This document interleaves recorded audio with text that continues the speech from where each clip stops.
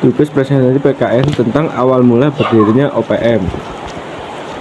Perkenalkan, nama saya Irsam Solehin, nomor absen 26 dari kelas 12 TPSFA. Latar belakang, OPM adalah singkatan dari Organisasi Papua Merdeka. OPM adalah sebuah gerakan separatis bersenjata yang didirikan di Papua, wilayah yang sebelumnya dikenal sebagai Papua, Irian Jaya, dan Irian Barat. OPM memiliki tujuan untuk mencapai kemerdekaan bagi wilayah Papua dari pemerintahan Indonesia. OPM telah menempuh berbagai cara untuk mencapai tujuan kemerdekaan, termasuk melalui jalur diplomatik, melakukan upacara pengibaran bendera Bintang Kejora atau simbol kemerdekaan Papua, dan aksi terorisme sebagai bagian dari konflik Papua. Pendukung OPM secara rutin menampilkan bendera Bintang Kejora dan simbol-simbol lainnya untuk menyuarakan tuntutan kemerdekaan Papua. Namun, OPM dianggap sebagai organisasi separatis di Indonesia dan aktivitasnya sering menimbulkan tuduhan makar terhadap anggotanya. Sejarah awal mula berdirinya OPM. Mengapa Papua ingin merdeka dan memisahkan diri dari NKRI? Indonesia memiliki penduduk yang padat dan wilayah yang luas serta memiliki sumber daya alam yang melimpah. Hal itu tentunya menjadi tanggung jawab yang sangat besar bagi pemerintah untuk mengelola hal tersebut.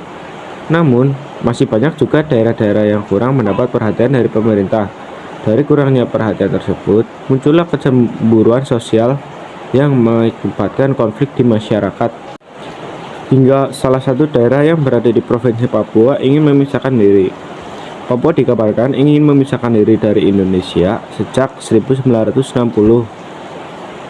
Hal ini bisa terjadi karena adanya konflik yang membuat sebagian masyarakat Papua menginginkan kemerdekaan. Beberapa hal yang menjadi isu dan perbincangan gerakan OPM atau Organisasi Papua Merdeka. Di antaranya, Papua dikenal sebagai daerah yang memiliki keunikan dalam sejarah, budaya, dan bahasa yang berbeda dari mayoritas penduduk Indonesia. Sebagian masyarakat Papua ingin memisahkan diri dari Indonesia, menganggap bahwa mereka ingin menjaga sejarah, budaya, dan bahasa mereka sendiri. Selain itu, pendukung kemerdekaan Papua berpendapat bahwa pemerintah Indonesia dianggap gagal melindungi hak asasi manusia dan prinsip-prinsip keadilan karena terdapat laporan-laporan yang mencakup kasus-kasus pelanggaran terhadap hak asasi manusia dan berpendapat pemerintah harus memberikan perlakuan yang adil dan setara terhadap warga negara termasuk di Papua itu sendiri. Selanjutnya, salah satu hal yang sering diperbincangkan adalah Papua belum menerima manfaat pembangunan serta kesejahteraan yang memadai.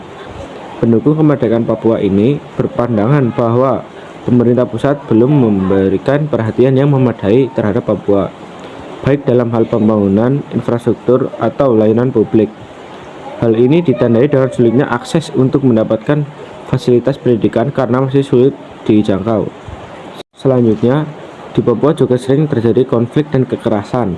Para kritikus mungkin akan berpendapat bahwa kurangnya kewenangan dan perhatian dari pemerintah terhadap Papua hingga daerah Papua masih mengalami ketakutan dan ketegangan yang berkelanjutan. Dari saya, kurang lebihnya mohon maaf. Wassalamualaikum warahmatullahi wabarakatuh.